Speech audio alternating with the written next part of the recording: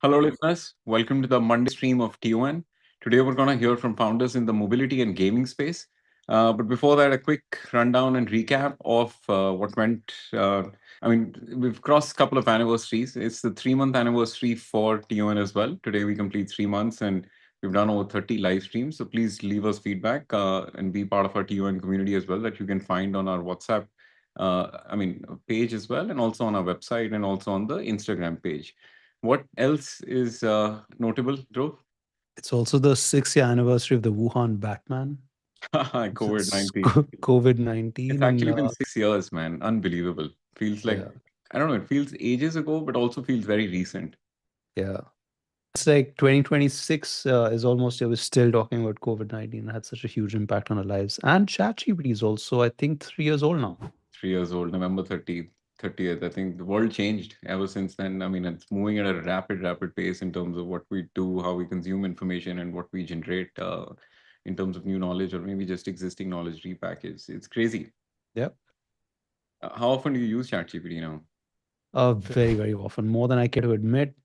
I'll have to check like how many times a day, but now I'm using more than just ChatGPT. Is the daily driver for the longest time, but now there's more tools in the reckoning.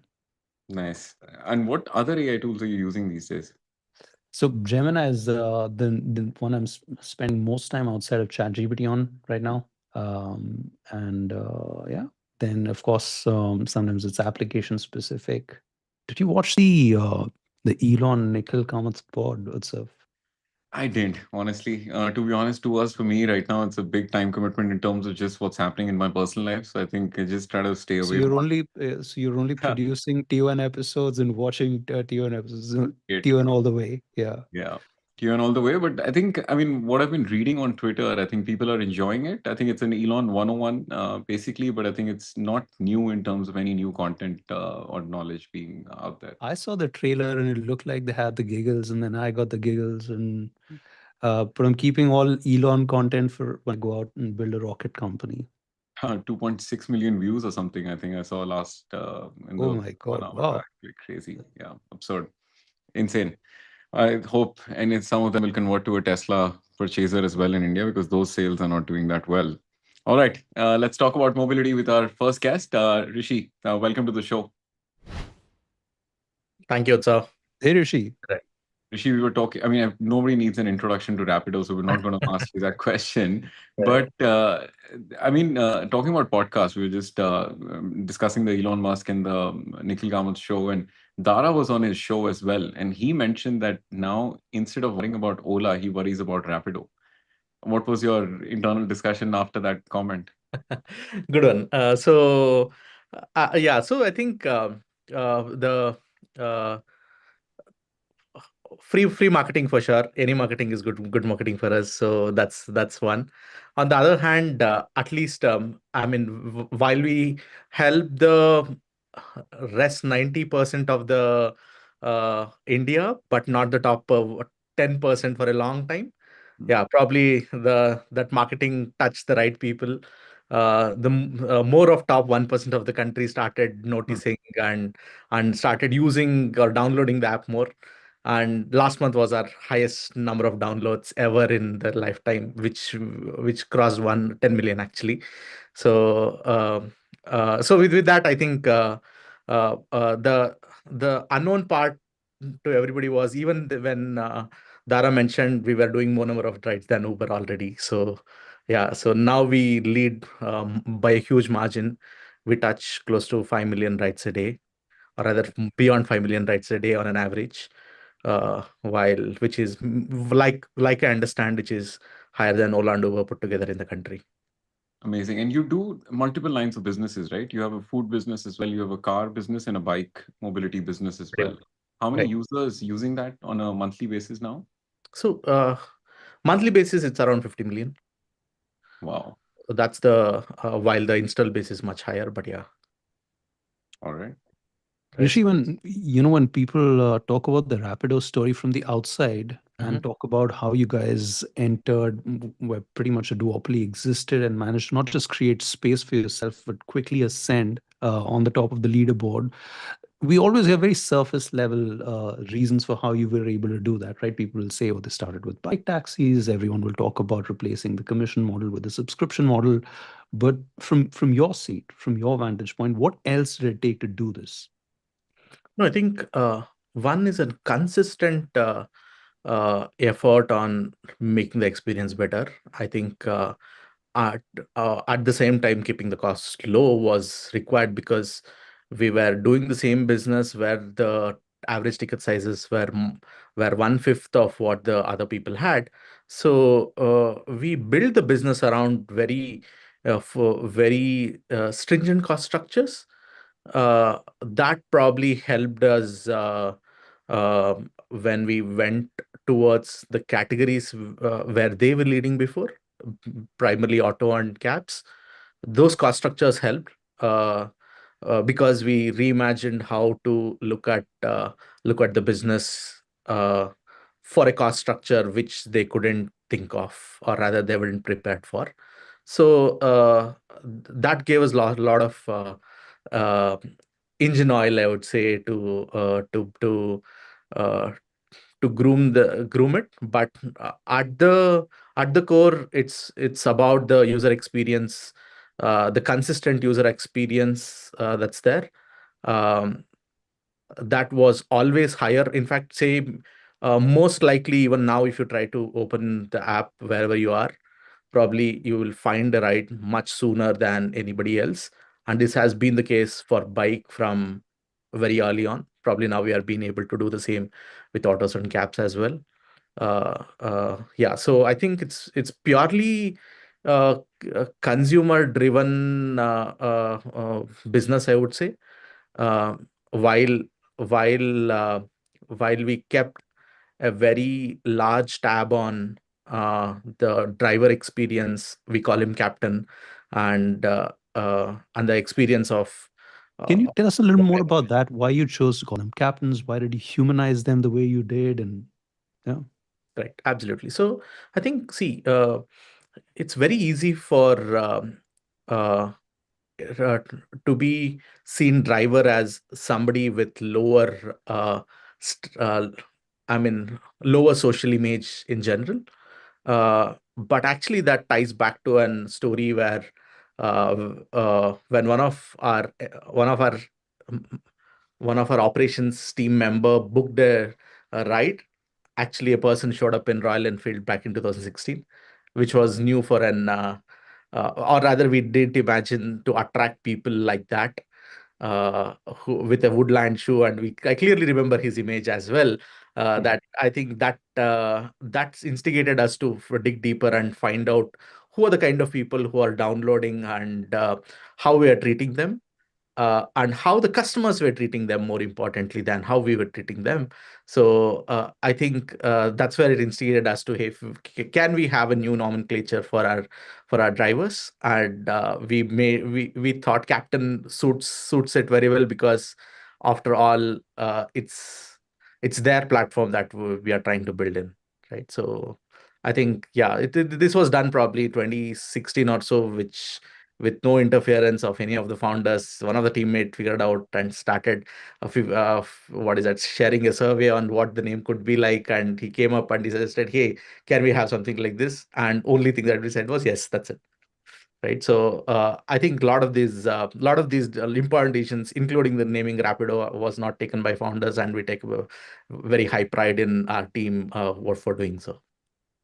And staying with captains for a while, so you run a very unique pricing model as well for the captains, right? Right. Where you don't charge commissions. So, I mean, do the driver earnings or the captain earnings remain, I mean, improve on your platform compared to other platforms? Absolutely right. So see, the thought process is, can we give tools which can solve the problems on the ground, right? So most of the times, if you look back, if you look at large e-commerce or any marketplaces per se, and try to dig deeper on what their product teams are working on, where their efforts are going on, right? Most of the times it's about, hey, how could we incentivize more to actually get the right kind of business or the kind of supply, or how do we discount more so that we could get the right kind, or discount better, right? You build engines after engines, you create more and more uh, tools to play around with the money that you have. But then those are not the actual problem solving. Once we said moved out of the commission model to a subscription model, the very large thing that it did was there was no discounts ever. I mean, they're on, and there are no incentives thereon. So if at all there is if at all people need to be attracted to a system, it should have to be the actual problem solving than the money per se driving it, right? So we draw those factors away from the actual business, and actually the problem solving started then. So we started figuring out more deeper problems that we hadn't solved for, and probably solving them gave us much higher leverage. Now, for example, say something like bid that we call, where customer can choose what he would want to pay, and if the captain accepts, so be it. So I think there are small things that we tweaked in uh, uh, to make these changes, and it turned out to be a huge change when we look back and connect these backwards. Kudos to you for discovering this and the team also. Are there any global comparables, like in the sense that has anyone followed this strategy in the ride-hailing market globally? No, I think probably a lot of people have been trying this from long while. But then I think maybe on an larger scale, the scale that we operate in, probably we are the only, I mean, we're the first one to do so. Now I think the whole of the country operates with the same model. And Rishi, if you were talking to founders who are also building operationally heavy businesses that really move on the ground, Mhm. and they too, like you, have to go seek state by state approvals that can sometimes involve temporary setbacks, what would be your advice to them? No, I think if there is larger good that's you're creating, see the okay, for sure there are so many such spaces which still haven't come to the purview of the government, right? And these are great business models that's already there. But yeah, I think you can't expect any government to anticipate these business models and create the governance before you show them the light. So I think that's a good problem to have in the country, actually. That the say of back in 2015 there was no state where they had a legalized way of operating a bike taxi. Today, more than half the country is, and there is support from the central, or the center has in the MOD guidelines. There is a way to operate this, right? And this happened only with the support of the people. I think while we have been working closely with every government that's there, uh, if at all there is a new change which increases the goodness in the, or the value is, overall value is higher, probably I think eventually things will fall in place. That's what we believe in, and empower, or rather that kept us going. That hey, we are if at all anything, we are adding more employment to the country, and it's good for the country. So I think that's what we believed in, and we kept us going. But now, yeah, things seems to be much more in confidence than any time before. And I mean, there has been efforts to recognize the gig working economy as well with the new labor code laws. What's your take on that? So we're still reviewing it, but we have always been doing a lot of things that's already in that, including providing them insurance, or creating a fund where they can actually use at the time of some uh, uh, some setbacks in their life. So there have been multiple initiatives that we have already been working on. But yeah, it's good that there is a legal way of doing it. But yeah, frankly, we are still reviewing this thing. Maybe it's too early to comment on it, actually. Rishi, it appears to be to us that your hands are pretty much full with the work that you have. But do you guys still find time for moonshot bets inside of Rapido? Absolutely, right. So that's something that's something uh, we always would cherish working on, because I mean, if at all, I mean, there are only few companies I could think of who could have a larger distribution power that that than what we currently have. And we see, hey, that could be a mode where we could work on, say, food delivery is one such moonshot that we are looking at, right? While it's very small today, maybe operating in few areas of the of Bangalore, but what we believe in is what's convenience, food delivery, what's convenience today for few people, we would want make it be a utility that's available for everybody everywhere, so across the country. So probably more on that in the coming months and years to come. Yeah, you're entering another competitive market with Zomato and Swiggy there as well. What's the thought process there? Like, what is the unique sauce that you're bringing to the mix? Correct. Absolutely. We are. I think we are still very early on. We are learning how managing a three-sided marketplace there. But yeah, luckily two of the sides of the marketplace are are something that we have been dealing with all while. We are learning how to work with the restaurant. What's the uh, also trying the limits on till where we could stretch these, and what's the right rules to be in place, and what the kind of what could be the additional value creation that we could offer, so that we could create we can expand this particular market is the core thought process.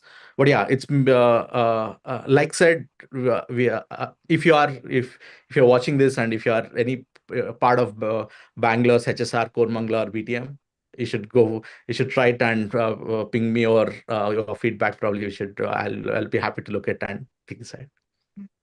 Amazing. And in terms of EV, your thoughts on the market and adoption overall? I think for a mass adoption, I think there is still a lot of time left. Particularly, I think the battery technology is still yet to mature to a place where a country like India can afford, or the price point where most of the Indians operate. That becoming affordable is slightly in the maybe beyond medium term, which is beyond 3 years at this point of time, beyond 5 years or so. But yeah, I think I'm hopeful in terms of uh, making this making the whole of making the whole of mobility as an industry, or traffic as a situation, better with electricity. Uh, I think what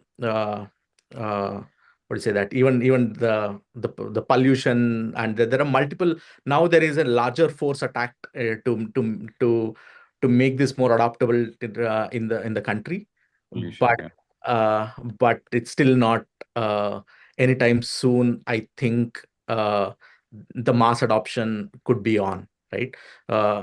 Purely because of the limitations of the current technology, in my understanding, which might push us until maybe we get some sort of push from the government, or some sort of breakthrough in technology per se. But yeah, we are all eyes open in terms of adopting any new technology that's gonna come directly or indirectly. Yeah, so probably we'll see. Um, we are very much eager to figure out something for the country, but I don't see anything happening in the short term or the medium term per se. Rishi, would you like to share your point of view on inorganic growth by way of acquisitions now that you've built such a phenomenal large business? Sorry, come again. Your thoughts on acquisitions at this point in Acquisition. Rapido's acquisitions, acquiring companies? Okay. Acquiring companies. Yeah, yeah. So Yes. I think the good part is that a lot of the small problems are now the time to market for a lot of the small problems have been reduced drastically. So which makes just not for Rapido, for any large company planning to acquire another company. Previously, if there is a small use case that they would want to work for themselves for, they could have acquired them. Now they could build it by themselves because development is getting cheaper. So that's a bad thing for the whole industry, actually, that the number of acquisitions will go low for in the years to come, or already happening probably. But the good part is that given the upside of that is everybody will start, the companies will start getting deeper in the problem statement that they are working on, which will force larger innovation at hand. And probably there'll be more great companies that will be born out of the country in the few years to come, or it's already happening, so that we could enter the industries that we have not thought of earlier, right? Including at Rapido, we are happy to look at any of those sorts, because we have always been looking, or have been very careful on acquiring companies, because we don't want to acquire to kill it, frankly. So if there is a very strong intention or intent or passion that matches for the work we do, probably it'll make sense to be part of the system. Because in the past, whatever the two companies that we have acquired, one started our data science team. Today, that's data science team is larger than our engineering team. Spearheaded by the same people, right? The other thing is the B2B business. All of the team are still intact in the company, and they are spearheading the B2B business for us, or they have grew over their capabilities there. But we believe that um, uh,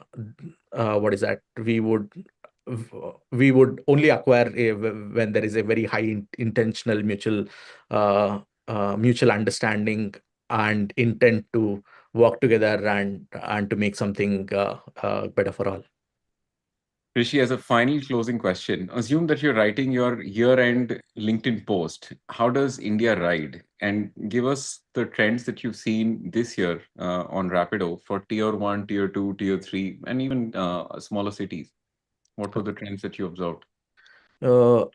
This is something that we are just collating as well, but we have maybe have one or two things to share now. The thing is, I think um, in a brief moment, when in one of the tier 1 city, when Rapido wasn't available on roads specifically by taxi, there was an increase around 20% in traffic congestion on the road, right? That's an I think there are multiple reports suggesting the same, and internally also we felt the same, or rather there are a lot of people who reached out to us in that period to make yeah, so we have a lot of support there, frankly. But nonetheless, I think that's an important trend that is helping, or rather we are looking more and more towards hey, what are those sort of insights that we could generate? But that's clearly will top the table by default. Being able to help, or rather solve an societal problem. That is so cool, actually. Like, who would have thought? Like, you guys are known as a mobility giant, but also a decongestion company. Yeah, but we internally believe that on a meta level, what we are trying to solve is a traffic problem, nothing else, right? So because we are promoting the shared economy out there, and we want more and more people share their ride, and basically decongest the city, and also be part of less pollution at large. Rishi, thank you so much for coming on and sharing what you do, and all the best to you. We're all rooting for your success and Rapido's success. Thank you for coming. Thank you, Dhruv and Utsav. Thank you. Bye-bye. All right, listeners, we are now going to, so that was Rishi of Rapido. We're now going to welcome Tina from LightFury Games. Hi, Tina. It's great to have you on. Hey, thanks, Dhruv and Utsav. Great to be here and excited for this conversation. Wonderful. So let's just start by having you tell all of us what LightFury is and LightFury does. Cool. So we'd like to believe that we are a game tech company. At least that's how we would want ourselves to be known, addressed. For now, we are building our first game title, which is in cricket. It is named 𝐸cricket. We are looking to launch this sometime early to mid of next year. So we've been into development phase for the last 1.5 years, 1.5 to close to 2 years, so to speak. But that's what we are on to. But otherwise, I think our heart and our purpose is larger than that. Definitely, I think we would want to put India on a global map with when it comes to serious skill-based competitive game development is concerned. So that's what our intent is. But I think where our purpose would get met is when the community really appreciates the kind of quality of game that India has ability to build and develop, not only for India, but for the world. And it is not just confined to casual or hyper casual games, but extremely highly competitive, skill based, which can venture into or foray into the esports trajectory. I think that's going to give us a huge sense of purpose. And also, I think there are going to be auxiliary things, right? Like you are also solving for employment. You're definitely kind of, putting India on a global map. You're also giving a lot of ambition as well as a lot of hope for indie game developers for them to kind of, get on to do and do something really bold. So I think that's the purpose. That's what drives us. But in a nutshell, what we are on to for the next 1.5 to 2 years or 3 years, because each of the AAA game development is a pretty long development cycle. Very And long development. yes, and even longer live services system. So we have plans ready for at least 3 years from the time that we game launch in terms of what are the features that will encompass, how is the progression and the meta system that's going to be for gamers to kind of be hooked onto a game. So it's a very long process in general, but 𝐸cricket is our first calling. Yes, and I mean India runs on cricket and chai and Bollywood, I guess. Tina, I was just thinking what would make this conversation very engaging for our listeners is if you gave us, I don't know, like a AAA 101 or like Yeah. a glossary of terms that you guys now use as your second language. People may not be familiar with who are publishers, what are titles, so on and so forth, and we'll take it from there. Tina, Sure. before that, like, what's the chair that you're using? We've had some founders in the gaming space before, and they've always had good chairs. You're intending to say that this is not good one? No, it's a good one. That's why I'm asking you. No, I think this is something which, so our office is in Gopalan Mall, if you're familiar about Bangalore. So this chair is their own manufacturing piece. I don't know the name of the chair, but serves the purpose for gamers. I mean, it actually kind of, helps the spine so that, you're on the system for a long, grueling period of time, especially the gamers and the developers. So it serves the purpose. But sorry, I don't know the name. Oh, yeah. Now on to Dhruv's question.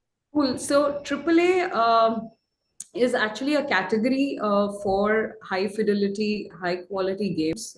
It's a jargon or a terminology given for convenience by the gaming industry in itself. I'm sure it had own course to kind of go through, and that's how I think it got stemmed and then established. But mostly the games which have high budget, highly capital intensive, has a lot of complexities in terms of And how intensive are we talking about, Tina? Give us a sense, like what's the range? Any of the AAA games, like you can think of it on the likes of GTA, Call of Duty, and so on and so forth, right? I mean, this kind of gets on to anywhere from, I mean, I don't want to throw numbers, may not be accurate. But like hundreds of millions of dollars? Hundreds of millions of dollars. So those are like Hollywood productions. The game is almost like a movie production in itself, right? But a lot more complex because you have different aspects of it. I mean, in a filmography, you are just consuming it, but in a gaming, expanse, you're not just consuming it, but you are also onto it in terms of playing it and kind of being part of the entire realm in itself. So imagine the kind of complexity in terms of from a tech standpoint, from all other aspects that we'll get onto.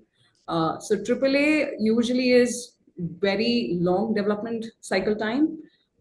requires huge number of capital. I don't think anyone has actually been able to crack with a fraction of the cost that we have spoken of.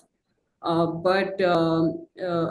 I think that is one of the pieces that we are trying to solve, because India definitely does not have dearth of talent. You need to find the right ones. You need to kind of, play it smart in terms of fusing it with some bit of global talent who brings in that expertise of doing and building AAA games, while India tries to learn from them and execute it. So if we are able to do that at a fraction of a cost, which I cannot throw the number today, Yeah. but once the game is ready, we'll be able to give out the number as to how. But also speaking of talent, Tina, and that is your role, I understand. What kind of talent would you need to pull this off?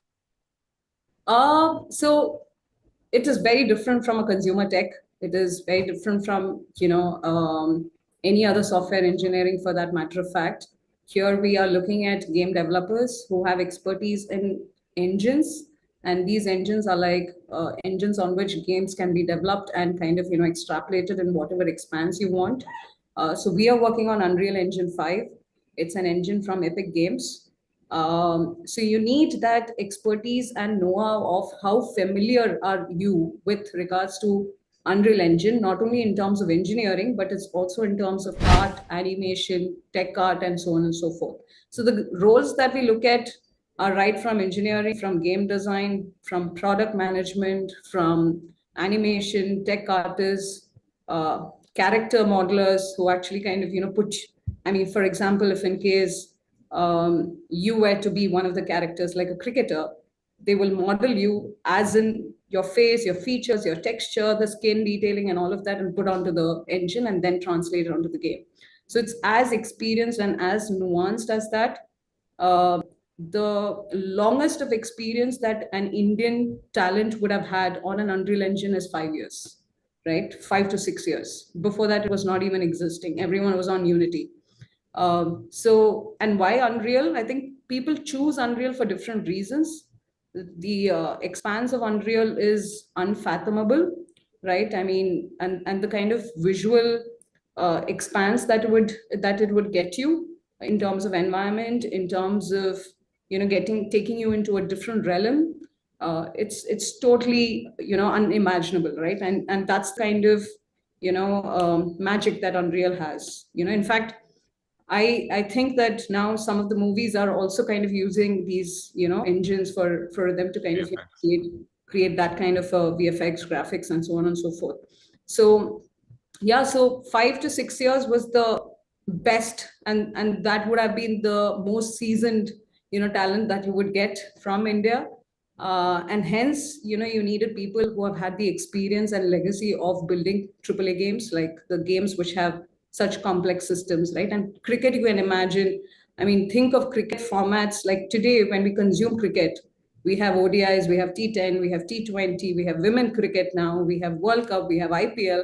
So if LightFury, and that's our ambition, to be pioneer in this franchise and to kind of, build an empire in cricket and itself. And if you have to do that, how much of a complex systems would you have to kind of, really navigate so that it can finally get onto an esports trajectory? Yeah, so that's the kind of, in a nutshell, that's the kind of talent that we have. But I think what we can say is that we have been able to successfully manage to build a team of close to 100 people. And this is mixed bag India, global team. Some of them are women developers as well. And I mean, I had to literally relocate and sell this vision to almost everyone because none of them were originally in Bangalore. So 90% of the talent that sits in Bangalore today in our studio were not from Bangalore. So yeah, it's been a great stride, but I think we've managed to assemble a good, incredible pedigree of team. And India has 500 million gamers, give or take, right? I think approximately. Yes. How many of them, I mean, do you think like spend time on casual gaming? I'm guessing majority of them. And do you have any numbers on how many people actually pay for like an IP, like say a GTA or these AAA games? See, I think what I can tell you is that confidently that definitely the numbers are shifting. The early conceived notion that India is not a paying market, monetizing in India is a hard, thing to crack. It's not clearly so. Like cricket, it's ecosystem in itself, right? The games that I'm talking in the world of cricket and the games that we have today, that itself collectively does close to about 30 million alone, in a year. And that's the number that we're talking about in terms of cricket genre only speaking so, right? The numbers that a game like GTA, PUBG that does in India is blowing. I mean, it is, and I believe that PUBG for PUBG India is one of the biggest revenue generating markets. Because consumption is huge. If you have a great product, definitely India pays for it. There is value that India audience or consumers see. So definitely the needle is shifting towards India being recognized as one of the largest economies from a gaming standpoint. And that's why you see a lot of companies are also putting their footing in terms of operations, in India and hiring locally. There's also one more effort which is ongoing by this creator called Varun Maya. One of our live chat comments have come in Tatwa. He mentioned that Varun Maya is also doing a AAA game, right? That's right. It went viral in China. I read a post about it. Yeah.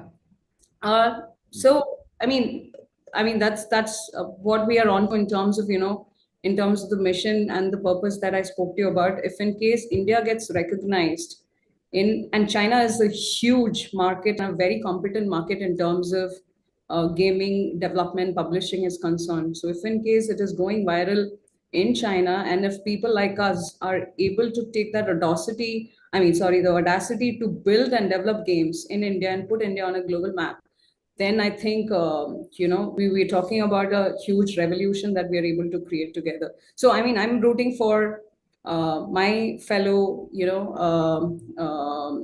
developers in a AAA space, or even in mid to hardcore games segment, who can actually kind of change the narrative for India, and put India on a global map. A How much couple do of you months think ago when please go ahead. one fun question. How much do you think GTA 6 would cost to make? Are there any numbers out there publicly for it? I don't think so, but I think there are a lot of guessworks, which is also happening within our studio. Not sure, but it could be anywhere from 6K to 10K. This is the hypothesis. Indian rupee for a subscription. Oh, for a subscription, but I meant the game development in itself. Oh, game development, I don't know, but it again could run into hundreds of millions. Okay. It's like also you remember the largest stake private transaction we covered once on the show? I think it was EA. Yeah. It's like 44 billion or something. So yeah, this stuff. I mean, clearly people are paying, a lot for these games and spending more time. Like, I think it's a world that's heading towards, just spending more time with self. And I think gaming is a part of it also. So, Tina, the question I was asking you is a couple of weeks ago, I guess. I've lost a sense of time, but when the government intervened and the real money gaming ban, a lot of the attention was just around the real money gaming ban. But the same guidance also spoke about games that I might just call them good games, in a framework for India becoming a marquee destination of sorts. And sports, sports. And did you have your eyes on that? And can you share your perspective on it? So I'm happy because I think in one of the posts, and this is something which I recall when Mr. Prime Minister also addressed about gaming being one of the focus areas for India, and trying to kind of build the entire ecosystem and support levers. He also took mention of AAA games, and this is the first ever time in history that we are recognizing AAA as a category in itself, right? How many of us, including me, but I was with Tencent before this, so at least we knew that what AAA kind of mean, how does it work, what kind of qualifies to be AAA. But I mean, it is just to kind of correlate to the attention and the focus and also the potential that the space has, for India, right? I mean, RMG, whatever said and done, I mean, it was done with all the enough groundwork in terms of why it should be taken as that kind of a decision for India. I do, feel for the fellow founders in that space. Of course. But having said that, it has also impacted a lot of, job losses. But it's an opportunity for others, right? Like we have been able to hire a couple of good developers, especially on the backend side, from these companies that we are talking about. But I'm very happy and thrilled because it definitely puts focus back to esports and skill-based gaming, which is the sector we are in. And I mean, if opportunities are timing right for us, then I think there are going to be a lot more people venturing into this field. And like I said before, I mean, it is definitely kind of, be a very compelling moment for India. But because I feel that today, see, there's a lot of homecoming back talent also that we are seeing. Western market is going through whatever, shifts and pivots in terms of how they consume, or how those markets have been responding to the gaming scenes altogether. So there is a lot of Indians who actually left India because of the lack of opportunity. In fact, my other co-founder, he left India close to about 15 years ago because he did not know which is the company that he could start his career with onto serious game development. But today, at least in LightFury alone, we have close to about 10 to 15 folks who have returned back home. We call it homecoming, and have joined us because one, I think the mission and the purpose itself moves them. It's an India, movement or a moment for that matter of fact. And second, there's confidence in the economic boost also that we are seeing. We are one of the powerful, economies in the world. So if everything comes together right, I think we could really kind of, dominate this market. I'm curious how many competitive gamers you have at LightFury. And do you guys do like gameathons or something on Fridays, Saturdays? Competitive gamers, what do you mean? Like hired from? No, I mean, your devs and other people on your team who also just love gaming as individuals, like. All of them. I mean, that's one of the prerequisites to, make them join LightFury, including all of us. We all game. Last Friday itself, we had our, first internal version of the build getting ready. We, parked aside 2 hours of our time to kind of, test our own, internal build and the progress that we have made. Is that like an early version of the prototype of the cricket game? Okay. That's right. We've kind of, made it like we call it friends and family. We're trying to kind of, get the early feedback from friends and family so that it is, in a controlled setting. And those feedbacks are very authentic, fair, and it's coming from your well-wishers, right? So definitely, I think that's the first step that we want to take. And then we are preparing for the launch the next year. Yeah. Thank you. Just as a final closing question, apart from your own game, what are you playing these days? So Call of Duty we do, FIFA we do, and because FIFA and Call of Duty and all of them, I mean, you want to kind of, really look at what are the kind of, game mechanics, how they have solved for, including eFootball, which is published by Konami. They also have cracked the monetization model very beautifully, and I think India is a huge contributor to their monetization piece as well. So these are the games that we play.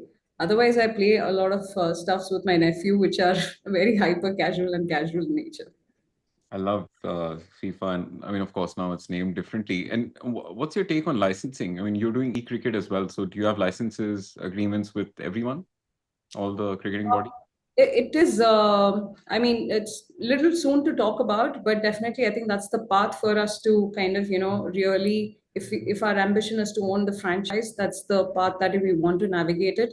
And if you're wanting to give an authentic experience to the players, right, to the gamers, definitely they don't want general players like Deepak being written, or, I mean, I have nothing against the name Deepak, but they want to play as, either the legends or the marquee ones or anyone from the India team and so on and so forth. So and that's you need licenses for player likeness and so forth. Yes.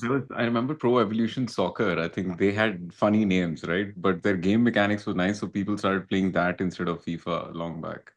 Yeah, I mean, I'm happy to. I mean, whenever I build and the game is ready, would love to invite the two of you. All right, include us in extended friends circle, and I mean, Sure, sure. we When the test it time out. is right, definitely, I think we'll send the invitation to both of you as well. Thank you so much for coming on the show, Tina. Have a wonderful week ahead.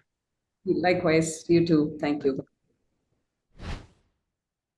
All right, listeners. Hope you've had a good Monday with us, and we'll see you on Wednesday, 4 o'clock. See you.